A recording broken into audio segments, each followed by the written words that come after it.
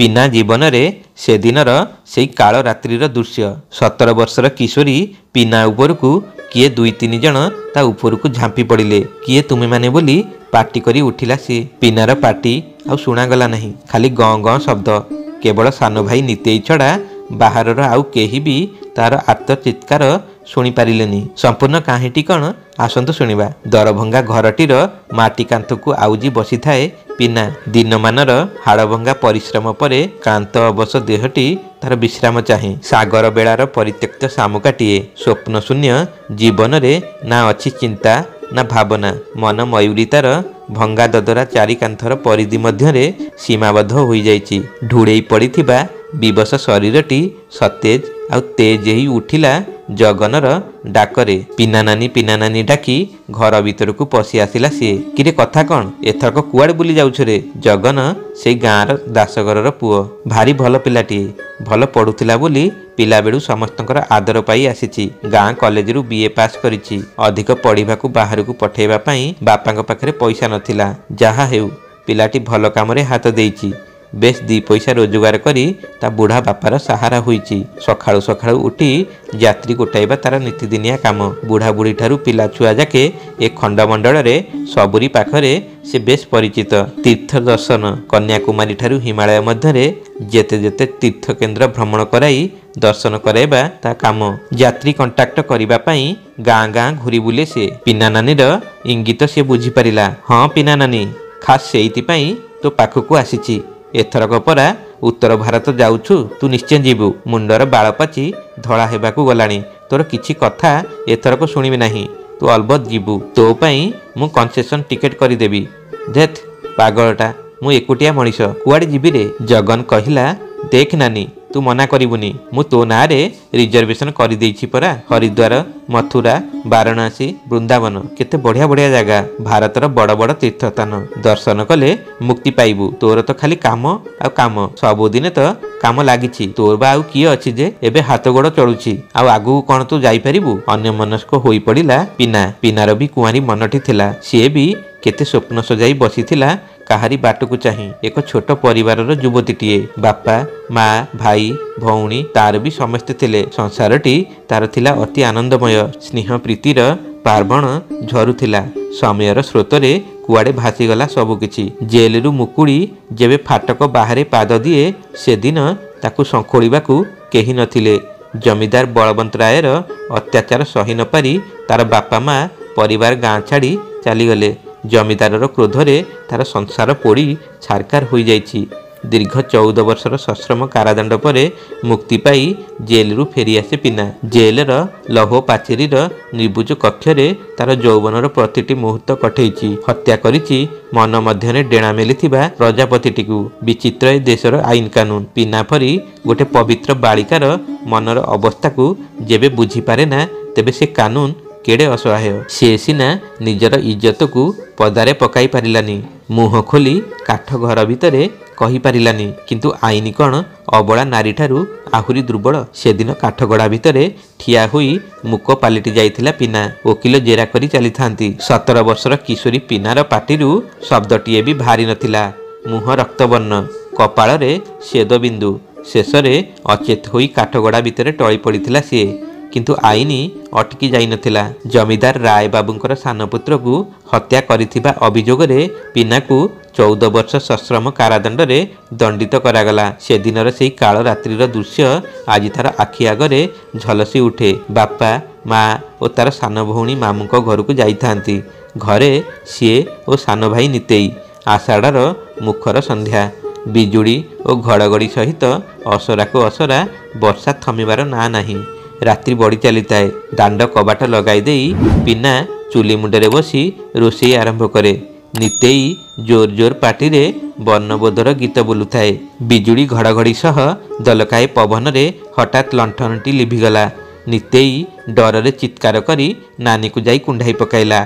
चारिआडे अंधकार ही अंधकार। पिना पुणी लंठनटी लगाई नितेई को गाड़ी देबाकू लागिला। डर कुड़ा केउंटिकार। हठात एतिकी बेले कबाटरे ठक ठक शब्द शुभिला। पिना चुली मुंडरे नितेई को छाड़ी लंठनटी नहीं दांड कबाट पाखकू जाई पचारिला, किए क्षीर दादा की? बाहरु केवल हूँ बोली शुणागला। କ୍ଷୀରଦାଦା ବୋଧହୁଏ ଖବର ଅନ୍ତର ବୁଝିବାକୁ ଆସିଛନ୍ତି ଭାବି କବାଟ ଫିଟେଇ ଦେଲା ପିନା। କିଛି ବୁଝିବା ଆଗରୁ କିଏ 2-3 ଜଣ ତା ଉପରକୁ ଝାମ୍ପି ପଡ଼ିଲେ। କିଏ କିଏ ତୁମେମାନେ? ଏହା କହି ପାଟି କରି ଉଠିଲା ସିଏ। ତା ହାତରୁ ଲଣ୍ଠନ ଛିଟିକି ପଡ଼ି ଠନ୍ ଠନ୍ କରି କାଚ ଭାଙ୍ଗିଗଲା। ଅନ୍ଧାରରେ କିଛି ଦିଶୁନଥାଏ। ପିନାର ପାଟି ଆଉ ଶୁଣାଗଲା ନାହିଁ। ଖାଲି ଗଁ ଗଁ ଶବ୍ଦ। କେବଳ ନିତେଇ ଛଡ଼ା ବାହାରର ଆଉ କେହି ବି ତାର ଆର୍ତ୍ତ ଚିତ୍କାର ଶୁଣିପାରିଲେନି। ଭୀତସ୍ତତ ନିତେଇ କ'ଣ କରିବ କିଛି ଭାବିପାରିଲାନି। ମାତ୍ର 12 ବର୍ଷର ଅବୋଧ ବାଳକଟିଏ। ପିନା ନାନୀ ତାର ଘର ଭିତରେ ଛାଟିପିଟି ହେଉଛି। ସେମାନେ ତା ପାଟିରେ ଲୁଗା ବିଣ୍ଡି ମାରି ଦେଇଛନ୍ତି। ଘନ ଘନ ବିଜୁଳି ଆଲୁଅରେ କିଛି ଅଂଶ ଦେଖାଯାଉଥାଏ ନିତେଇକୁ। ପିନା ନାନୀକୁ କିଏ ଜଣେ ମାଡ଼ି ବସିଛି।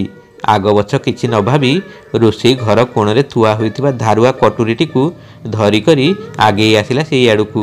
ଜୋରରେ କଟୁରୀଟିକୁ ମୁଠାଇ ଧରି ଲୋକଟିର ପିଠିରେ ଚୋଟ ପରେ ଚୋଟ ବସାଇ ଚାଲିଥିଲା ସେ। ଚିତ୍କାର କରି ଛିଟିକି ପଡ଼ିଲା ଲୋକଟି ଖଣ୍ଡେ ଦୂରକୁ। କ'ଣ ହେଲା ବୋଲି ପିନା ନିଜକୁ ସମ୍ଭାଳି ନେଇ ଛିଡ଼ା ହୋଇ ପଡ଼ିଲା। ଅନ୍ୟ 2 ଜଣ ଭୟରେ ଅନ୍ଧକାରରେ ଦୌଡ଼ି ପଳାଇଗଲେ। ଘରର ଗୋଟିଏ କୋଣରେ ପଡ଼ି ଲୋକଟି ଛଟଫଟ ହେଉଥାଏ। ରକ୍ତରେ ଜୁଡ଼ୁବୁଡ଼ୁ ଶରୀରଟି କ୍ରମେ ଶିଥଳ ହୋଇ ଆସୁଥାଏ। ପିନା ବିଜୁଳି ଆଲୁଅରେ ସବୁକିଛି ଅନୁମାନ କରିନେଲା। ନିତେଇର ଆଖିରେ ଅଗ୍ନି ସ୍ଫୁଲିଙ୍ଗ। ପିନା ନିତେଇକୁ କୁଣ୍ଢାଇ ଧରି କାନ୍ଦି ଉଠିଲା। ଲୋକଟି କିଏ ଅନ୍ଧାରରେ ଚିହ୍ନିବାର ଉପାୟ ନାହିଁ। ତାର ହଠାତ୍ ଆକ୍ରମଣରେ ପିନାର ଫ୍ରକ୍ଟି ଛିଣ୍ଡି କରି ଓହଳି ପଡ଼ିଥାଏ। ନଖ ଆଉ ଦାନ୍ତର ଆକ୍ରମଣରେ ଠାଏ ଠାଏ ରକ୍ତ ଜମି ଯାଇଥାଏ। କିଂକର୍ତ୍ତବ୍ୟ ବିମୂଢ଼ ହୋଇ ଉଠିଲା ସିଏ। ଭାଇ ଭଉଣୀଙ୍କ କାନ୍ଦଣା ସ୍ୱର ବାହାରର କାହାକୁ ଶୁଣାଗଲା ନାହିଁ। ଇତିମଧ୍ୟରେ କିଛି ସମୟ ଅତିକ୍ରାନ୍ତ ହୋଇଗଲାଣି। ପୋଲିସ ଗାଡ଼ିର ସାଇରନ୍ ଶବ୍ଦ ଶୁଣାଗଲା। ହଠାତ୍ କ'ଣ ଭାବି କଟୁରୀଟିକୁ ଉଠାଇ ଆଣି ପିନା ଉଠି ଛିଡ଼ା ହୋଇ ପଡ଼ିଲା। ନିତେଇକୁ ପୋଲିସ ଆଗରେ ପାଟି ଫିଟାଇବାକୁ ମନା କରିଦେଲା। ଆଲୁରୁ ବାଲୁରୁ କେଶଗୁଚ୍ଛ, ରକ୍ତବର୍ଣ୍ଣିତ ଆଖିର ଡୋଳା। ଏକ ଭୟଙ୍କର ମୂର୍ତ୍ତି ଧରି ଛିଡ଼ା ହୋଇଥାଏ ପିନା। ହାତରେ ରକ୍ତବୋଳା କଟୁରୀ। ପିନା ନାନୀକୁ କୁଣ୍ଢାଇ ଧରି ଭୟରେ କାନ୍ଦୁଥାଏ ନିତେଇ। ଏତେ ରାତିରେ ପୋଲିସ ଗାଡ଼ିର ଶବ୍ଦ ଶୁଣି ପାଖ ପଡ଼ିଶା ସମସ୍ତେ ଘରୁ ବାହାରି ଆସିଲେ କାହାର କ'ଣ ହୋଇଛି ଜାଣିବା ପାଇଁ। ଗାଡ଼ିର ଲାଇଟ୍ ଚାରିଆଡ଼େ ବିଛେଇ ହୋଇ ପଡ଼ିଲା। ବଜ୍ରାଘାତରେ କିଛି ଅଘଟଣ ଘଟିଛି ନା ଚୋର ଧରାପଡ଼ିଛି, ଏମିତି କେତେ କ'ଣ ପ୍ରଶ୍ନ ଉଙ୍କି ମାରୁଥାଏ। ସମସ୍ତେ ମୁହଁ ଚାହାଁ ଚାହିଁ ହେଲେ। ଗାଡ଼ି ଆସି ଛିଡ଼ା ହେଲା ପିନାର ଘର ପାଖରେ। ଇନ୍ସପେକ୍ଟର ଓ ତାଙ୍କ ସହିତ 4 ଜଣ କନେଷ୍ଟବଳ ଖାପ କରି ଡେଇଁ ପଡ଼ିଲେ ଗାଡ଼ିରୁ ଓ ପିନାର ଘର ଭିତରକୁ ପଶିଗଲେ। କ୍ଷୀରଦାଦା କ'ଣ ହୋଇଛି ବୋଲି ଭିତରକୁ ପଶିବାକୁ ଯାଆନ୍ତେ କନେଷ୍ଟବଳଟି ତାଙ୍କୁ ଅଟକାଇ ଦେଲା। ମର୍ଡର କେସ୍, କେହି ଭିତରକୁ ଯାଇପାରିବେନି। ସମସ୍ତଙ୍କ ମୁହଁରେ ପ୍ରଶ୍ନ ଖେଳିଗଲା। କିଏ କାହାକୁ ମର୍ଡର କରିଛି? ପିନାକୁ କିଏ ମାରିଦେଇଛି? ଲୋକଙ୍କର ଭିଡ଼ ଆସ୍ତେ ଆସ୍ତେ ଜମିବାକୁ ଲାଗିଲା। ଜମିଦାର ରାୟବାବୁ ଓ ତାଙ୍କ ପରିବାରର ଅନ୍ୟମାନେ ଭିଡ଼ ଆଡ଼େଇ ଭିତରକୁ ପଶିଲେ। ରାୟବାବୁଙ୍କ ସ୍ତ୍ରୀ ଧକେଇ ଧକେଇ କାନ୍ଦୁଥିଲେ। ଆତଙ୍କର ଛାୟା। ଇନ୍ସପେକ୍ଟର ନିଜେ ଆସିଛନ୍ତି ଇନଭେଷ୍ଟିଗେସନରେ। ପିନା ଓ ନିତେଇର ପାଟିରୁ ପଦଟିଏ କଥା ବାହାରିଲା ନାହିଁ। ଶବ ପୋଷ୍ଟମର୍ଟମ ହେବ। କନେଷ୍ଟବଳଟିକୁ ଜଗେଇ ଦେଇ ବଡ଼ବାବୁ ପିନାକୁ ନେଇ ଚାଲିଗଲେ ଥାନା ଅଭିମୁଖେ। ରାୟବାବୁଙ୍କ ସାନ ପୁଅକୁ ଜୀବନରୁ ମାରିଦେଇଛି ପିନା। ପଛରୁ ନିତେଇ ଚିତ୍କାର କରୁଥିଲା, ପିନା ନାନୀ, ପିନା ନାନୀ। କ୍ଷୀରଦାଦା ତାକୁ କୁଣ୍ଢାଇ ଧରି କାନ୍ଦୁଥିଲେ। ଗାଁ ଲୋକେ କାବା ହୋଇ ଅନେଇଥାନ୍ତି। ଜମିଦାରଙ୍କ ଉପରକୁ ଆଙ୍ଗୁଳି ଉଠେଇବ କିଏ? ଜଗନର ଡାକରେ ଚମିକି ପଡ଼ିଲା ପିନା। ତୁମର କ'ଣ ହୋଇଛି କି ନାନୀ? ମୁଁ ଏତେ କଥା ଗପି ଚାଲିଛି, ଅଥଚ ତୁମର ଦେହ ଭଲ ଅଛି ତ? ନାଇଁ ନାଇଁ, କିଛି ନାହିଁ। ଇଏ ନିଆଁ ଲଗା ଦେହର କ'ଣ ହେବ ଯେ? ଆଚ୍ଛା, ତୁ କହୁଥିଲୁ ପରା ଭାରତ ଦର୍ଶନ କଥା। ଆଉ ମୋର ଯିବା କଥା କହୁଛୁ ଯେ, କେମିତି ଯିବି କହିଲୁ? କାଳେ ନିତେଇଟା କେତେବେଳେ ଆସି ପହଞ୍ଚିଯିବ। ମୋତେ ନ ଦେଖି ପୁଣି ଯଦି କୁଆଡ଼େ ଚାଲିଯିବ। ଜଗନକୁ ଦେଖିଲେ ନିତେଇ କଥା ତାର ମନେ ପଡ଼େ। ଜଗନର ସାଙ୍ଗ ଥିଲା ନିତେଇ। ସେମାନେ ଗାଁ ସ୍କୁଲରେ ଏକାଠି ପଢ଼ୁଥିଲେ। ସିଏ ବି ଏଇ ଜଗନ ପରି ବଡ଼ ହୋଇଯିବଣି। ଯେଉଁଠି ବି ଥାଉ, ଠାକୁରେ ତାକୁ ଭଲରେ ରଖିଥାନ୍ତୁ। ଆଖିରୁ ଲୁହ 2 ଧାର ଗଳି ପଡ଼ିଲା। ପିନା ନାନୀ ଆଖିରୁ ଲୁହ ପୋଛିଦେଲା ଜଗନ। ସେ ବୁଝିପାରିଲା ତା ମନର ଅବସ୍ଥା। ଜଗନ ବି ମର୍ମାହତ ହୋଇପଡ଼ିଲା। ଦୀର୍ଘ ଦିନ ଧରି ଅପେକ୍ଷା କରି ବସିଛି ପିନା ନାନୀ।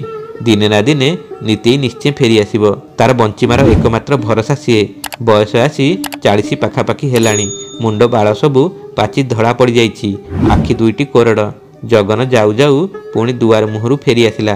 ପିନା ନାନୀକୁ କିଏ ଜଣେ ଭଦ୍ରଲୋକ ଖୋଜୁଛନ୍ତି। ପିନାକୁ ଖବର ଦେଇ ମସିଣାଟିଏ ଆଣି ଦାଣ୍ଡ ଦୁଆରେ ପାରିଦେଲା ସିଏ। ଭଦ୍ରଲୋକ ଜଣକ ସ୍ଥାନୀୟ ତହସିଲଦାର। ଗାଁ ମୁଣ୍ଡରେ ଗାଡ଼ି ରଖି ଖୋଜି ଖୋଜି ଆସି ପହଞ୍ଚିଛନ୍ତି ପିନା ନାନୀ ଘରେ ଖବର ପହଞ୍ଚାଇବା ପାଇଁ। ନିତ୍ୟାନନ୍ଦ ପରିଡ଼ା ନିଶିକାନ୍ତ ପରିଡ଼ାଙ୍କ ପୁଅ ସୋମପୁର ଗାଁର ଫେରି ଆସିଛନ୍ତି ସୀମାନ୍ତରୁ। ସରକାର ପଠାଇଛନ୍ତି ତାଙ୍କ ନିଜ ଲୋକ ଯାଇ ତାଙ୍କୁ ନେଇ ଆସିବେ। ଏଣୁ ଅଫିସର ନିଜେ ଆସିଛନ୍ତି ପିନାକୁ ନେବା ପାଇଁ। ନିତେଇ କଥା ଶୁଣୁ ଶୁଣୁ ଆନନ୍ଦ ଅଶ୍ରୁ ବୋହିଗଲା ପିନା ନାନୀର। ଦୀର୍ଘ ଦିନର ପ୍ରତୀକ୍ଷାର ଅବସାନ ଘଟିଛି। ଅଭିମାନରେ ଭରିଗଲା ତାର ମନ। ଓଢ଼ଣା ଟାଣି ଦୁଆର ମୁହଁରେ ଛିଡ଼ା ହେଲା ସିଏ। ଅଫିସରଙ୍କ ଉଦ୍ଦେଶ୍ୟରେ କହିଲା, ଏତେ ଦିନକେ ତାର ଏଇ ଅଭାଗିନୀ ପିନା ନାନୀ କଥା ମନେ ପଡ଼ିଲା। ଜଗନ, ତୁ କହିଦେ, ମୁଁ ମାଇପି ଲୋକଟା, ଘର ଛାଡ଼ି ଏତେ ଦୂର ଯିବି ତାକୁ ଆଣିବା ପାଇଁ? ସେ ତ ପୁଅ ପିଲାଟା, ସେ କ'ଣ ଆସିପାରିବନି? ଆଚ୍ଛା ବୁଝିଲି, ଏତେ ଦିନ ଧରି ଲୁଚି ରହିଥିବାରୁ ମୋତେ ସିଏ ତାର ମୁହଁ ଦେଖେଇ ପାରିବ ନାହିଁ। ଆପଣ ତାକୁ କହିବେ ତା ପ୍ରତି ମୋର ରାଗ ରୋଷ କିଛି ବି ନାହିଁ। ସେ ତା ଘରକୁ ତା ପିନା ନାନୀ ପାଖକୁ ଫେରି ଆସୁ। ବାସ୍। ତହସିଲଦାର ବାବୁ କେମିତି ବା କଥାଟା ପ୍ରକାଶ କରିବେ ବୁଝିପାରିଲେ ନାହିଁ। ଜଗନକୁ ସବୁ କଥା ବୁଝାଇ କରି କହିଲେ, ନିତ୍ୟାନନ୍ଦ ଶହୀଦ ସିପାହୀ। ସେ ଦେଶ ପାଇଁ ଜୀବନ ଦେଇଛି। ଶତ୍ରୁର ଗୁଳିରେ ସେ ଶହୀଦ ହୋଇଯାଇଛି। ମାଟି ମା ପାଇଁ ଜୀବନ ଦେଇଛି। ବଞ୍ଚିବାର ଏକମାତ୍ର ଆଶା ନେଇ ନିତେଇର ଫେରିବା ବାଟକୁ ଚାହିଁ ରହିଥିବା ମଣିଷଟିକୁ ଜଗନ କେମିତି ବା କହିବ ଏତେ ବଡ଼ କଥାଟି? ନିତେଇ ଆଉ ଜୀବନରେ ନାହିଁ। ଏପରି ସତ୍ୟକୁ କିପରି ବା ସାମ୍ନା କରିପାରିବ ପିନା ନାନୀ? ମୁଣ୍ଡ ତାର ଗୋଳେଇଗଲା। କାନ୍ଦି କାନ୍ଦି ଦୌଡ଼ି ଯାଇ କ୍ଷୀର ଦାଦାକୁ ସମସ୍ତ କଥା ଜଣାଇଲା ସିଏ। ଦାଦାଙ୍କ ଆଖିରୁ ଲୁହ ଝରି ଆସିଲା। ନିତେଇର ମୃତ୍ୟୁ ଖବରରେ ଭାଙ୍ଗି ପଡ଼ିଲେ ସିଏ। ଅଫିସର ଜଣକ ସେମିତି ମୁଣ୍ଡ ପୋତି ବସିଥାନ୍ତି। କିଛି ସମୟ ଅତିକ୍ରାନ୍ତ ପରେ ସାହସ ବାନ୍ଧି ପିନା ପାଖକୁ ଯାଇ ତାକୁ କୁଣ୍ଢାଇ ଧରି କାନ୍ଦି ପକେଇଲେ ଦାଦା। ନିତେଇ ଶହୀଦ ହୋଇଯାଇଛି ରେ ପିନା, ସିଏ ଆଉ ଜୀବନରେ ନାହିଁ।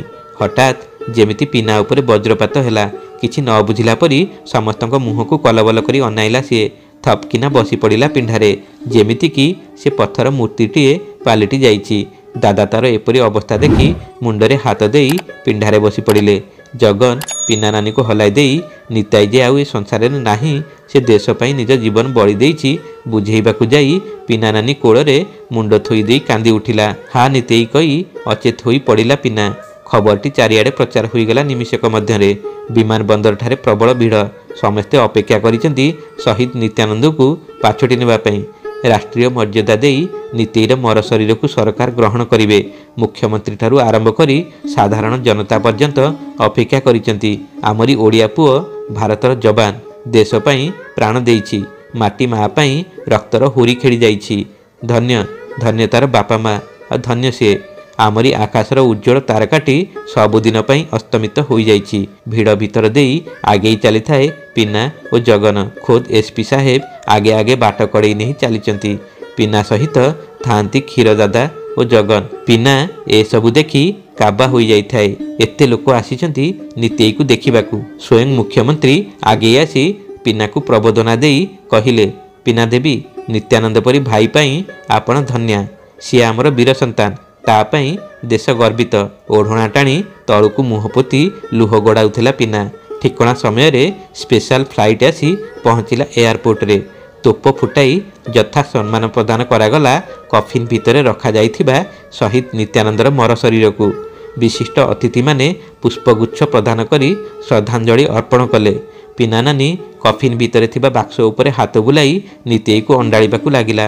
କେତେ ଟୋପା ଅଶ୍ରୁ ଖସି ପଡ଼ିଲା ବାକ୍ସ ଉପରେ। ମାତ୍ର କେତୋଟି ମିନିଟ୍ ମଧ୍ୟରେ ଶବଧାରଟି ଫୁଲରେ ଭର୍ତ୍ତି ହୋଇଗଲା।